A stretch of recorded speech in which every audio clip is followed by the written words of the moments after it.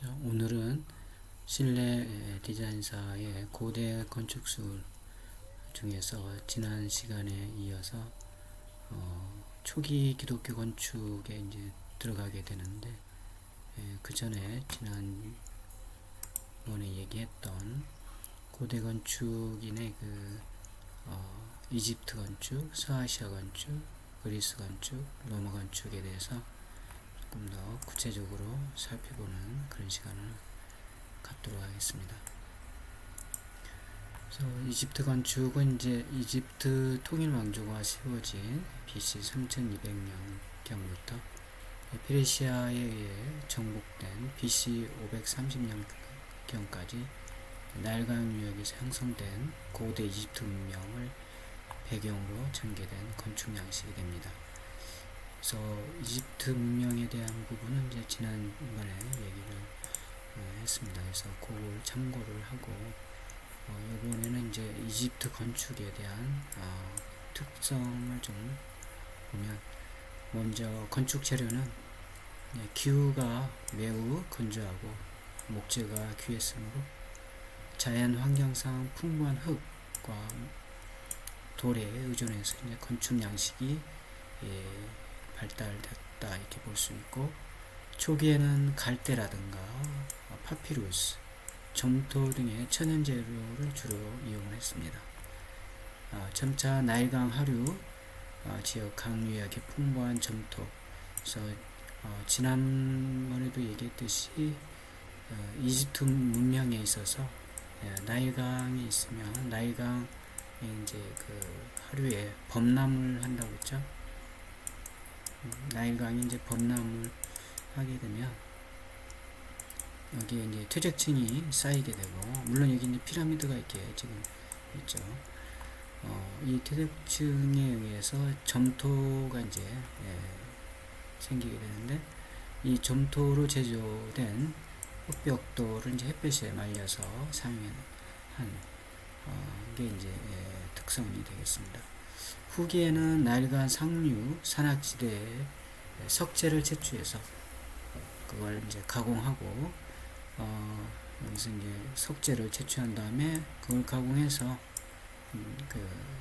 강에 이제 강을 이용해서 운반하는 거죠. 하류 지역에 운송해서 사용했다, 이렇게 볼 수가 있고, 그 다음에 이제 나일강 유역에 형성된 고대 이집트 문명을 이제 배경으로서 전개된 건축 양식이 이 이집트 건축이 된다, 이렇게 이해하면 되겠습니다. 그러면 이제 우리가 디자인적 형태를 좀 보면, 건축 형태가 강우량이 적음으로 지붕은 이제 평지붕 형태가 되겠습니다. 기후에 맞게 건축 양식이 이제 적응한 것이 되겠습니다. 그다음에 사막의 지평선을 배경으로 평지붕은 이제 수평선, 열주의 수직선, 이제 열주는 기둥이니까 수직이 되겠죠. 평지붕은 이제 수평이 되고 기둥이 있고 지붕이 있고, 그 다음에 경사벽의 평탄화 벽면에 의해 구성된 단순 기하학적 형태가 되겠습니다. 그 다음에 외형은 단순한 기하학적 형태이지만 강렬한 직사광선에 의해서 윤곽이 뚜렷해지고 시각적으로 강력하고 인상적인 형태를 표현했다, 이렇게 볼 수가 있고, 그 다음에 장식이 단순해지고 화려하지 않지만 강렬한 햇볕에 의해 풍부한 장식 효과를 이제 나타냈고, 이집트에서는 이제 속조 가구식 기법, 상류에서 아까 이집트 상류에서 돌을 채취해서 가구식으로 이제 짓는 그런 게 발달하고, 다양한 장식을 부과한 독특한 형식의 석재 기둥이 이제 사용됐다. 그래서 기둥의 형식은 기하학주에 보면 기둥 단면이, 그렇죠? 기둥 단면이 사각형, 팔각형, 그다음에 16합형 그런 형태의 각주가 되고, 그 주신에는 이제 골주를 새겨서 장식적 효과를 넣었다 이렇게 보면 되겠습니다.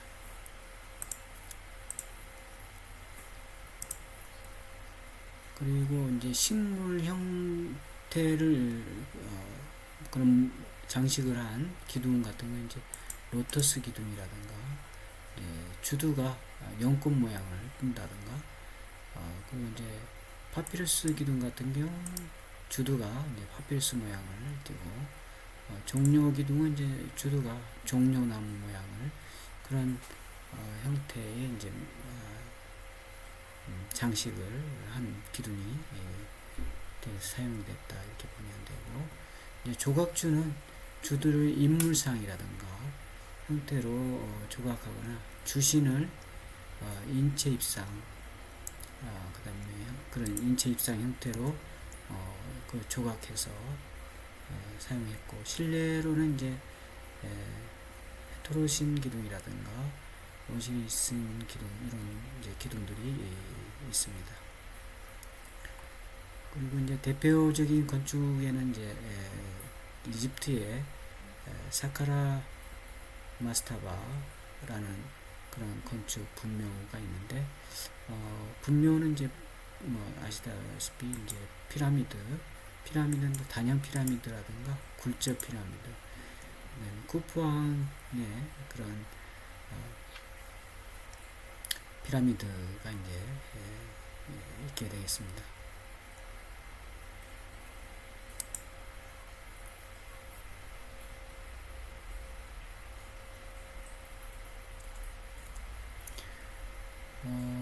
그래서 지금 조금 그림을 좀 크게 확대해서 보면 여기 이제 마스타바 그 다음에 이런 형태가 있고 피라미드 형태 이런 형태가 있게 되겠습니다. 그 다음에 카르낙 암몬 신전에는 스핑크스에 의해서 이제 신전 수호신 신전을 지키는 수호신 역할을 하는 스핑크스가 있고 그 다음에 파일론 신전 정면 입구에 있는 파일론이 있고 여기 이제 파일론이 되어 있어요. 여기 스핑크스가 되어 있고 그 다음에 공간의 투시 효과를 창출을 하는 그런 역할을 하게 되는 암몬 신전이 되어 있고 그 다음에 이제 오베리스크가 이렇게 있는 거죠. 어떤 석탑 큰 탑이 되는데 상형 문자가 조각되어 있습니다. 여기에는 화강암으로 되어 있고 그래서 아마 이 과제물로 오베리스크에 대해서 좀 조사해서 스터디하는 시간을 가졌을 겁니다. 이어서 이제 서아시아 건축이 되는데 서아시아 건축은 이제 티그리스 강하고 유프라테스 강 사이에 있는 이제 그 메소포타미아 문명이 발달된 그 지역에서 발생한 고대 메소포타미아 문명을 배경으로 해서 BC 4000년경부터 BC 330년 사이에 구바빌로니아, 아시리아, 그 다음에 신바빌로니아, 페르시아 등 이제 서아시아 여러 국가에서 이제 전개된 그런 건축 양식이 되겠습니다. 건축 양식의 서아시아 건축 양식의 특성을 보면 당시 그 건축 재료로는 점토가 이제 유일한 건축 재료로 사용이 되었고 이제 흙벽돌을 만들어서 햇빛에 말린 그런 소성벽돌을 사용했습니다. 그 다음에 유프라테스 강 유역의 풍부한 아스팔트 접착제로 이제 사용하는 그런 흔적이 있습니다. 그래서 건축물에 보면 이제 그 아스팔트를 접착제를 바른 시커먼 그런 부위들이 남아 있습니다. 그다음에 건축 구조에 보면 이제 조적식 국법의 발달이 됐고 아까 얘기했던 이제 소성벽돌 또는 점토, 흙벽돌 이런 것들을 이용해서 조적식 구조를 주로 사용했습니다.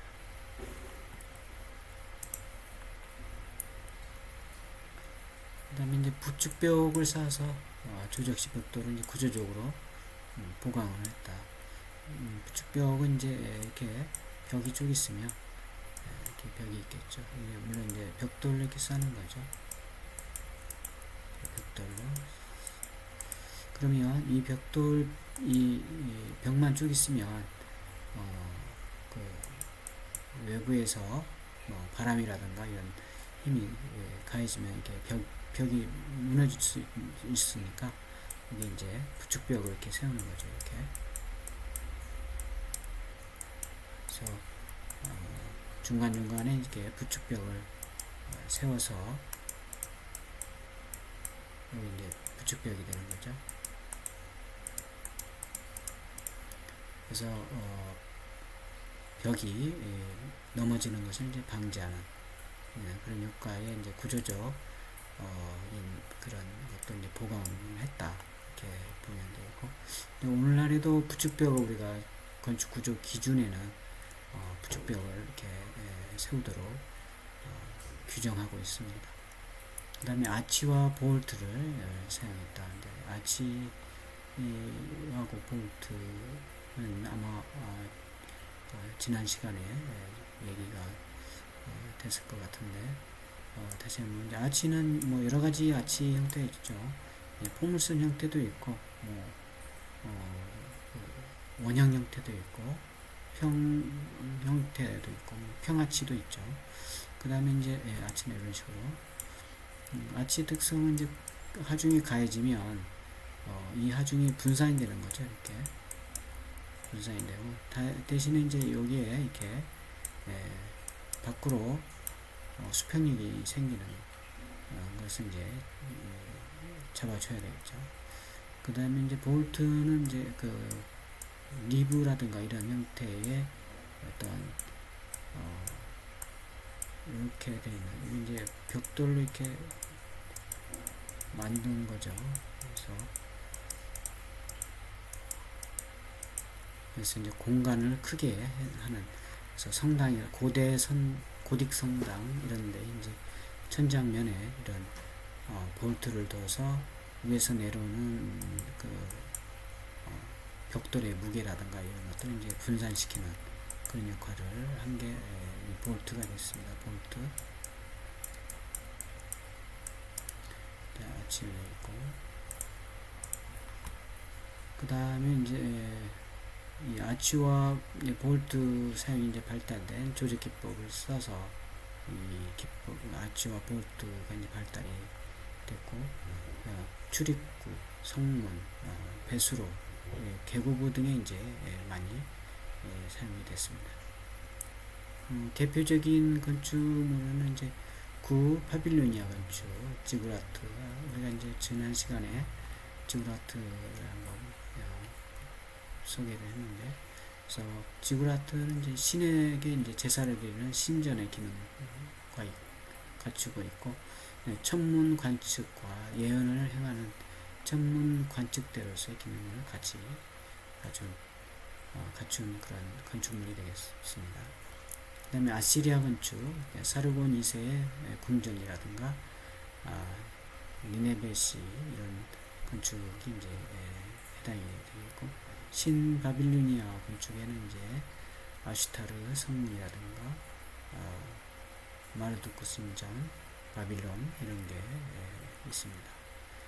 그 다음에 이제 페르시아 건축에는 테시폰의 궁전이라든가 이제 페리스의 폴리스 이런 건축물들이 대표적인 건축물이 되겠습니다. 여기 이제 지구라트라든가 바빌론, 그 다음에 바벨탑, 폴리스가 이제 있는데, 조금 더 큰 그림들은 우리가 지난 시간에 그 포털 사이트에서 한번 확인을 해봤습니다. 그리고 이제 그리스 건축인데, 그리스 건축의 개요도 이제 우리가 그리스 문명의 배경을 지난 시간에 간략하게 얘기를 했는데, 이제 에게 시대에 미노아하고 미케네가 이제 붕괴된 후에 그리스 문명이 이제 본격적으로 형성된 BC 1100년경부터 로마 제국에 의해서 이제 정복된 BC 30년까지 서양 문화의 이제 근원인 그리스의 헬레니즘 문화, 헬레니즘 문명도 지난 시간에 간략하게 살펴봤습니다. 그리스의 이제 헬레니즘 문화가 이제 배경이 돼서 고대 그리스에서 전개된 건축 양식, 이게 이제 그리스 건축이고, 로마 제국에 의해서 이제 정복이 되는데, 로마 건축과 함께 고대 고전주의 건축의 그런 원형적인 양식이 됩니다. 특성으로는 건축 재료는 주로 이제 석재가 이제 풍부했기 때문에 지중해 연안에 이제 풍부한 석재로 이제 주 건축 재료를 사용했고, 특히 이제 양질의 대리석을 정교하게 가공해서 사용했습니다. 그래서 그리스 건축의 이제 파르테논 언덕 위에 있는 파르테논 신전 같은 경우가 이제 거기에 보면 굉장히 석재로 이렇게 되어져 있잖아요. 그래서 그게 사용이 됐고, 그 다음에 지붕의 마감 재료는 테라코타, 얇은 대리석판, 기와 이런 것들을 이제 사용했다. 그리고 석재를 이용한 석조 가구식 구조가 이제 발달이 됐고, 기둥은 석재보, 그 다음에 보는 석재 또는 목재를 이렇게 사용을 했습니다. 그래서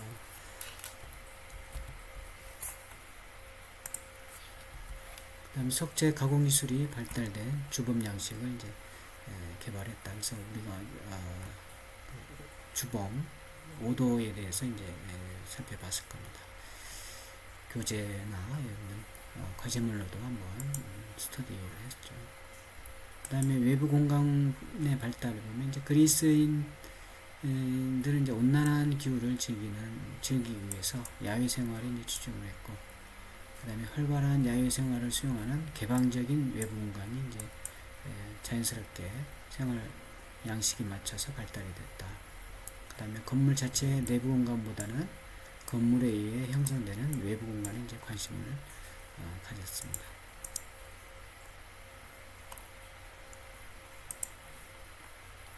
그 다음에 건축 형태는 외부 공간 구성 요소로서의 건물 기능을 중시했고, 그래서 조작적인 형태의 건물을 추구했다. 조각적인.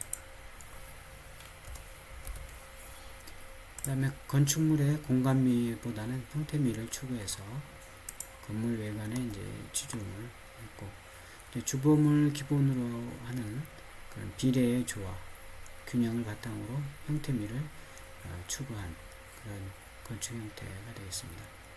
그 다음에 주범 양식은 이건 뭐 지난번에 우리가 도레아식 주범이라든가 이오니아식 주범이라든가 코인트 주범이라든가 이런 걸 얘기를 했는데, 그걸 참고하면 되겠어요. 이 도레아식 주범에 이제 베를린 기법이 있다는 거 조금 기억을 하면 되겠죠. 그 다음에 이오니아식 주범이 있고, 코린트식 주범이 있게 됩니다. 이오니아식 주범 같은 게 이제 소용돌이 형태의 주도가 특징이고, 놀과 경쾌, 위험감을 이제 주고, 곡선적이면 이제 여성적인 느낌이다. 주범에 대한 특징이 있습니다. 그 다음에 주초가 있고 배울림이 약하며 주신의 골주를 새겼다, 이렇게 보면 되고, 코린티식 주범은 주두를 아킨더스라는 나무가 있어요. 아킨더스 나뭇잎 형태가 이제 코린트의 장식으로 쓰였고, 가장 이제 화려한 그런 느낌이다. 그 다음에 건축 형태는 외부 공간 구성 요소로서 건물의 형태미를 추구했고, 그리스 신제는 공간보다는 형태를 중시한 조각제 형태 건축이 된다. 그 다음에 외관을 구성하는 주요 시각적 요소는 기단, 열주, 엔터프레이즈, 박공 여기에 있다. 그래서 이제 주범을 얘기할 때 여러분들 소개를 했습니다. 그래서 박공이라든가 이런 주심, 기단 이런 게 있고 이제 주범들 형태 이렇게 있죠. 참고하면 되겠습니다. 그 다음에 착시 교정 기법에 이제 아까 얘기한 엔타시스, 즉 배열림이 있었다. 도리아시 기둥의 주범에 주로 많이 쓰이는 기법이 되겠죠. 그 다음에 이제 배열림 엔테시스 좀 보면 수직의 평행선인 경우에는 중앙부가 오목해 보이는 착시 현상이 발생하고 이 기둥의 중앙부가 이제 가늘게 보이는 것을 교정하기 위해서 기둥 중앙부에 이제 조금 더 직경을 크게 하는 거죠. 그래서 직경보다 약간 크게 하는 기법이 이제 엔타시스 또는 배열림이 되겠고, 그 다음에 라이스가 있습니다. 라이스 기법은 또 뭐냐, 긴 수평선 경우 중앙부가 처져 보이는 착시 현상이 발생하는데, 이 착시 현상을 교정하기 위해서 중앙부의 수평적인 요소인 기단하고 엔터프레이처의 중앙부를 약간 이렇게 위로 올리는 거죠. 여기 이제 라이스가 되겠습니다. 그래서 수평이 이제 멀리서 보면 이게 이렇게 처져 보인다는 얘기죠. 그래서 이게 처져 보인 만큼 올려서 이렇게 올려서 올린다는 거죠. 약간 올려서 만드는 기법이 되겠습니다. 위 한옥에서도 이런 게 있어요. 그래서 이제 나중에 한옥에 얘기하게 되는 기회가 되면 이런 한옥에서의 기법도 엔타시스, 즉 배열림 기법이라든가 이렇게 착시 효과를 없애기 위해서 올려서 한다든가 처마 끝을 이렇게 올린다든가 이런 것들이 있죠. 그 다음에 안솔림, 건물 모서리 기둥 상단이 약간씩 외축으로 벌어지고요. 건물이 불안정해 보이는 그런 착시 현상이 발생하는데, 건물의 안정감을 주기 위해서 양쪽 모서리 기둥을 약간씩 안쪽으로 기울이는 기법이 이제 안솔림 기법이다. 이것도 이제 조금 전에 얘기한 것처럼 한옥에 있어서도 이런 기법들이 사용이 된 그런 건축 기법을 가지고 있습니다. 한옥에서도. 그 다음에 기둥 직경, 건물을 정면에서 볼 때 건물 자체를 배경으로 하는 중앙부의 기둥들에 비해서 허공을 배경으로 하는 양측 모서리의 기둥들이 가늘어 보이게 하는 그런 착시 현상이 이제 발생하는데, 이것을 교정하기 위해서 이제 모서리 기둥의 직경을 3에서 5cm 정도 크게 이제 한다 이거죠. 모서리 기둥을. 그래서 그런 간격도 마찬가지예요. 기둥의 간격, 특히 이제 파르테논 신전 같은 경우 기둥의 간격이 그렇죠. 정면에서 볼 때 기둥의 간격이 양측 모서리로 갈수록 넓어 보이는 그런 착시 현상이 이제 발생하는데, 이것을 교정하기 위해서 이제 모서리로 갈수록 기둥 간격을 이제 좁게 하는. 그래서 조금 전에 얘기한 파르테논 신전의 경우 기둥의 간격이 중앙부는 2.4m인데 모서리로 갈수록 이제 2.8m로 되어져 있다 이렇게 보면 되겠어요. 이런 걸 한번 숙지하고 파르테논 신전을 다시 한번 살펴보도록 하죠. 다음 주요 건축물은 신전은 이제 파르테논 신전 아테네 시대 아테네의 도시에서 BC 447년에서 432년 사이에 이제 됐고, 그리스의 이제 대표적인 건축으로서 아테네 아크로폴리스 위치에 있다, 언덕에 위치해 있는 거죠. 그 다음에 도리학식 주범이고, 전후면 8주 8개의 기둥, 측면에 17개의 기둥이 신전입니다. 건축가는 이티에노스와 카리크라테스 그리고 조각가인 피디아스에 의해서 건축이 됐다. 그 다음에 페르시아와의 전쟁에서 아테네를 구출한 전승의 처녀를 기념하기 위해서 만든 그런 신전이다. 그 다음에 이제 에렉티온 신전, 마찬가지로 이제 아테네 아크로폴리스 언덕 위에 있는 파르테논 신전 북측에 위치한 그런 신전이 되고, 그 다음에 이제 그 밖에도 포세이돈 신전, 이런 헤라이온, 그 다음에 올림피에이온, 이런 신전이 있고, 각각의 그 신전마다 이런 주범이 이제 이렇게 사용이 되는 특징이 있습니다. 그래서 파르테논 신전, 그 다음에 그 밖에 신전들이 이렇게 있죠. 그래서 아마 주범 도리아식이라든가 이오니아식 주범, 코린트 주범이 어디에 쓰여 있는지 그런 과제물을 아마 수행을 했을 거라고 생각하는데, 이런 걸 추가로 참고하기 바랍니다. 그 다음에 도시계획은 아크로폴리스라는 도시에서 일종의 성역의 장소로서 신전이 위치했다. 그래서 경관이 좋고 유사시에 방어하기 좋은 언덕 위에 이렇게 위치했고, 입구에 위치한 프로페라라는 성문을 통과해서 진입을 하게끔 되었다. 그 다음에 파르테논 신전이 위치한 아테네의 아크로폴리스가 이제 대표적인 예다. 그 다음에 아고라, 시민들의 도시생활 중심적 기능을 담당하며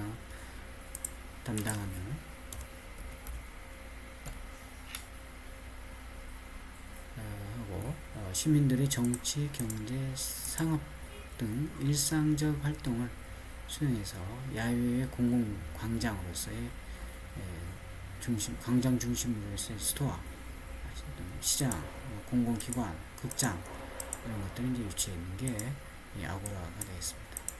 그 다음에 스토어는 벽체가 없이 지붕과 열주로만 이루어진 개방적인 야외 열주, 회랑 형식의 건물이 되겠습니다. 주로 이제 여기서는 이제 주민들의 토론이라든가 집회를 위한 장소로서 그리스인들이 이제 야외 생활 중심을 이제 엿볼 수 있는 그런 형태가 이제 되겠습니다.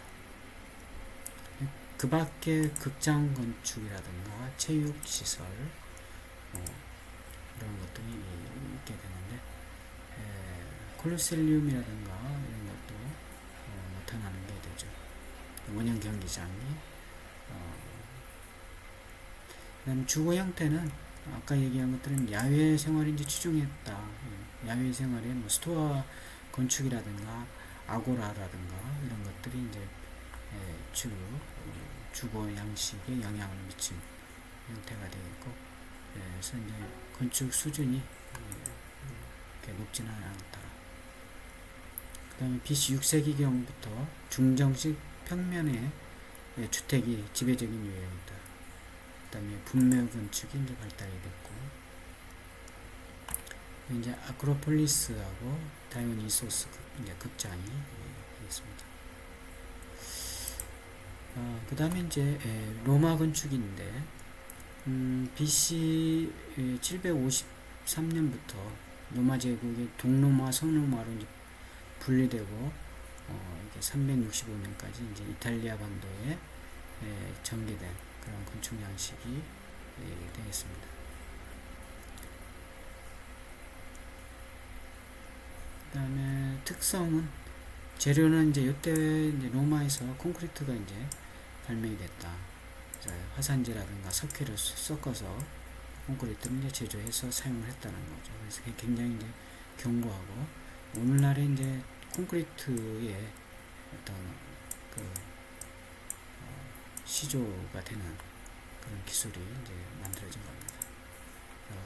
구조 및 시공 기술이 이제 발달했고, 예, 그래서 건축 건물의 대규모와 양식의 획일성 또 유도됐다. 석재 및 벽돌도 이용을 했어요. 그래서 모르타르나 철문을 이용해서 조적을 했다. 그래서 모르타르는 이제 아까 얘기한 화산재나 석회에 섞어서 물을 넣어서 섞어서 모르타르로 해서 사용을 한 거죠. 조적할 때. 오늘날에 이제 그 시멘트 모르타르 역할을 하는 겁니다. 조적술이 다양해서 뭐 아치라든가 볼트, 구법 이런 것들이 이제 발달이 되고 사용이 됐고, 구조는 이제 조적식 구조, 가구식 구조가 이제 훈련이 됐습니다. 에트루스칸의 이제 조적식 구조의 아치, 볼트 기법이 이제 구조체에 많이 사용이 됐고, 그리스의 석조 가구식 구조의 장식적 기법을 이제 활용했습니다. 로마 건축에서도. 아까 얘기한 것처럼 아치와 볼트 기법이 이제 발달이 됐고, 볼트도 이제 뭐 베럴 볼트라든가 교차 볼트 이런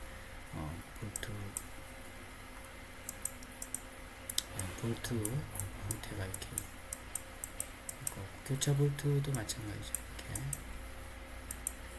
이렇게 있고, 여기도 이렇게 교차가 되는 볼트가 이렇게 있는 거죠.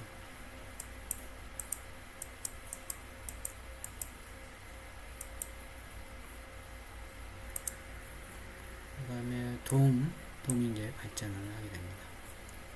대규모 공간의 형성이 이제 가능해지죠. 이런 볼트라든가 아치, 돔에 의해서 이제 대공간이 형성이 되고, 그래서 구조 및 시공 기술의 발달이 대규모 공간의 형성을 이제 가능하게 했다. 그 다음에 콘크리트의 발명으로 시공 기술이 발달하고 아치, 볼트 사용됐다. 그리고 로마인들의 자신들의 정치적, 군사적 강대함을 과시하기 위해서 대규모 건축을 적극적으로 건설했고, 그 다음에 그리스가 형태 위주의 조각적 건축을 추구한 반면에 로마는 이제 공간 위주의 대규모 건축을 추구했다. 이 차이점을 좀 기억을 해두기 바랍니다.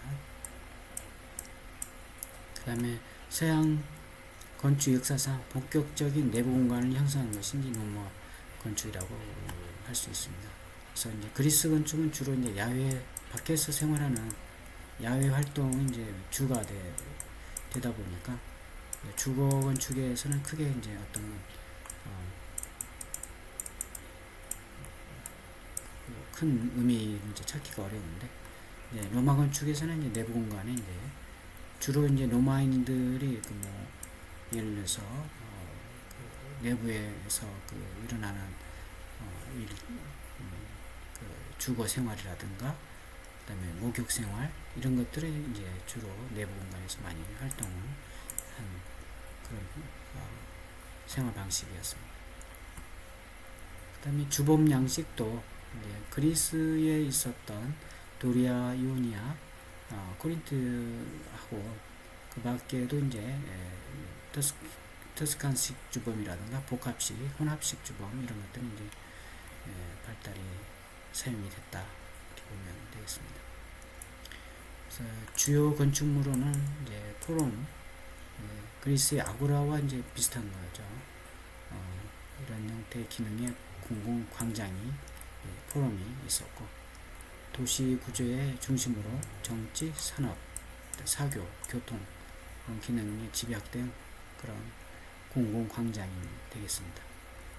그 광장 포럼 주위에는 이제 바실리카라든가 신전, 뭐 개선문, 기념주 이런 것들 이제 건설했고, 그다음에 포럼 로마나에서 가장 오래된 대표적인 포럼이 되겠습니다. 포럼에 5개에서 그다음에 신전 14개, 바실리카 4개동, 개선문 대규모, 로마인들의 권력과 강인함을 이제 나타내는 그런 광장이 되었습니다. 폼페이의 포럼도 있고, 그다음 신전 건축에 있어서도 로마인들은 그리스인들에 비해서 종교에 무관심했기 때문에 신전의 중요성은 이제 감소했습니다. 그리스인하고 조금 그리스 건축하고 차이가 생기는 거죠. 신전 형태는 그리스 신전 형식인 에트루스칸 신전 형식을 이제 그대로 혼합해서 사용했고, 그다음에 사각형 평면의 신전으로서는 이런 신전도 있습니다. 이런 마르스 울토르 신전, 그다음에 메콩 코레 신전, 비너스 로마 신전, 이런 것들이 이제 판테온 신전은 지난 시간에 우리가 얘기를 했죠.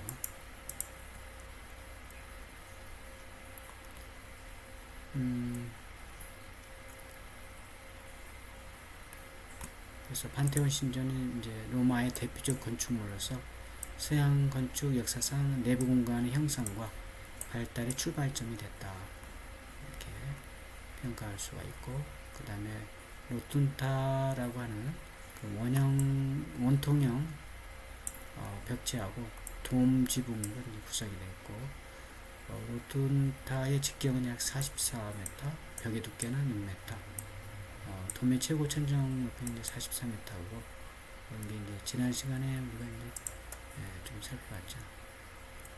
우리가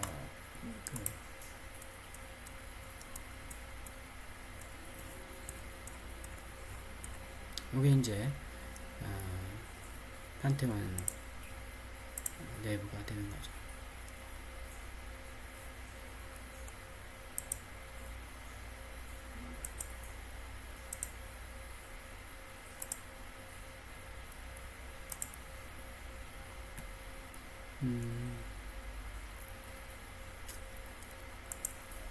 그리고 이제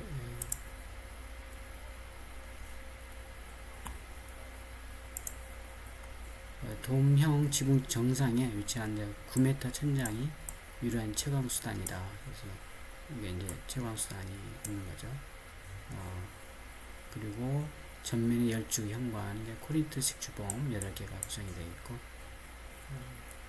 이게 이제 판테온 신전의 원형 평면의 신전이 되는 거죠. 판테온 신전. 그 다음에 포럼이 이렇게 있고, 사각형 신전, 그 다음에 베스타 신전 이렇게 있습니다. 그 다음에 바실리카, 법정의 상업교육서의 역할을 하는 그런 포럼의 면하에 위치한 그런 그 공간이 이제 바실리카 되는데, 평면 및 단면 계획이 평면 형태는 장방형이 이제 주로 이루고 있죠. 그래서 바실리카의 가장 얘가 이제 이런 게 이제 바실리카가 되겠죠. 평면이 이렇게 되겠죠. 바실리카 내부의 평면.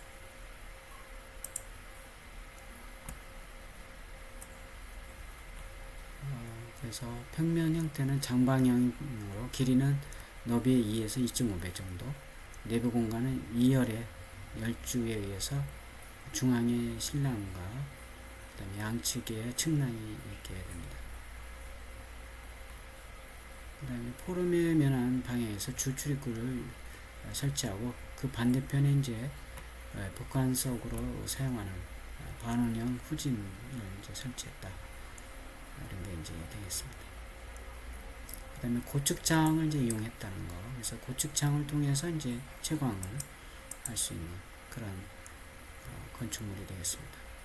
예를 들면 줄리아 바실리카라든가, 그 다음에 트라이안, 그 다음에 콘스탄틴 바실리카, 막세티우스 바실리카라고도 하는 그런 게 이제 있고,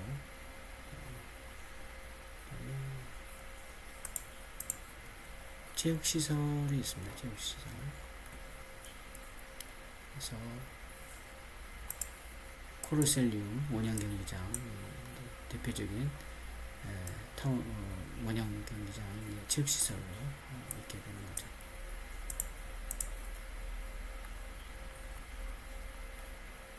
그래서 코르셀리움 원형 경기장 보면 로마 이제 70에서 82년경 장축이 190m, 짧은 쪽이 이제 156m 타원형 경기장이고, 약 5만 명을 수용할 수 있는 대규모 경기장이다.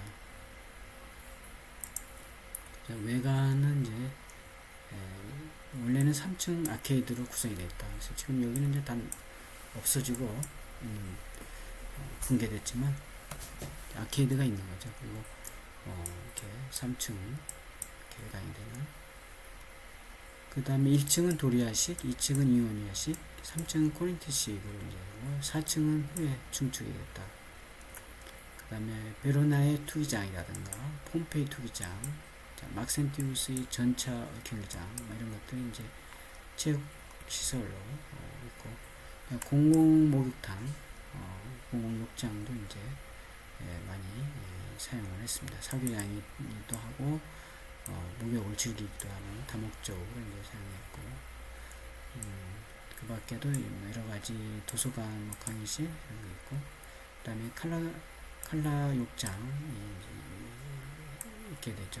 그래서 로마 욕장 중 최대 규모의 천장에 교차 볼트를 이제 사용한 그런 구조물이 되겠습니다. 그다음에 욕장, 휴게실, 기타 대규모의 욕장이 있고, 그 밖에도 칼라 욕장 위에도 디오크레티안 욕장이라든가 이런 것들이 건축이 됐습니다. 주거 건축은 그리스의 중정형 평면이 이제 지속적으로 사용되고, 로마의 건축의 이제 세 가지 유형은 도무스, 개인 주택이 있고, 그다음 빌라, 오늘날의 빌라가 되는데, 그 당시는 이제 별장이고 전원주택이 되죠. 인슐라, 그래서 평면 노예들을 위한 이제 공동 집합주택이 인슐라가 되겠습니다. 여기 이제 로마 주거 건축의 세 가지 유형이 되겠습니다. 그리고 오스티아 주택이라든가 오스티아 인슐라 형식의 주거가 이제 이해가 되겠고요. 그 다음에 별장, 이렇게 기타 건축물이 이렇게 되고, 이건 좀 기억을 해놓습니다. 이건 로마 건축의 세 가지 유형: 도무스, 빌라, 인슐라. 기타 건축이 이제 개선문이라든가 기념주. 개선문은 승전을 기념하는 건축물이 되겠죠. 티투스 개선문이라든가 콘스탄틴 개선문, 트라이안 기념주 이런 게 있고, 토목 구조물로는 지난번에 얘기한 것처럼 이런 이제 수도교, 멀리서 이제 물을 로마 시내로 끌어들이는 수도교. 그래서 토목 구조물이 이제 발달을 한 거죠. 교량, 상수도, 수도교 등 대형 아치 또는 2단 아치를 이용해서 이제 건설했다. 그래서 폰듀가르 수도교, 프랑스에 있는, 여기 아직도 남아있고 볼 수 있습니다.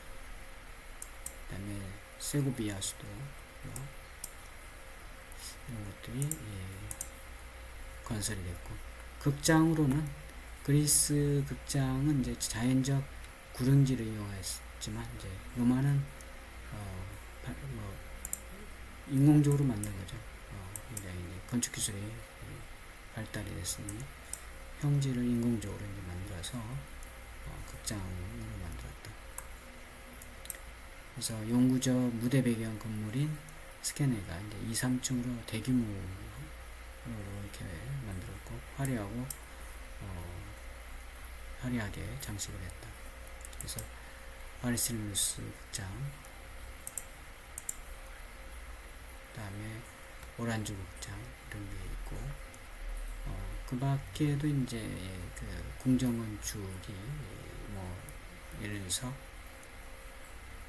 언덕 위에 또는 구릉지 위에 이제 대규모로 궁정건축이 건설이 됐습니다. 그래서 여기 나온 것처럼 파라티움 궁전이라든가 디오클렌티안 궁전 이런 것들이 이제 건설이 됐습니다.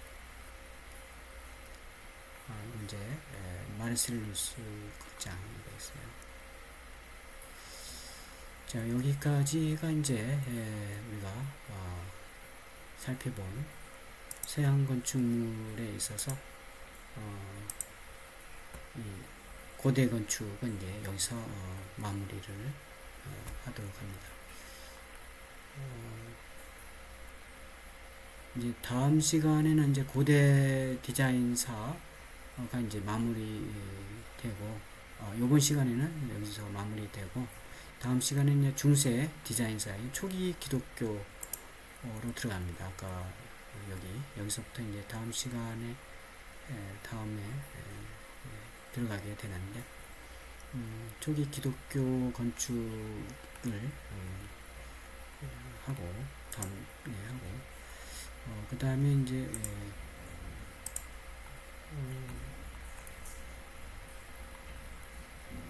이어서 오늘은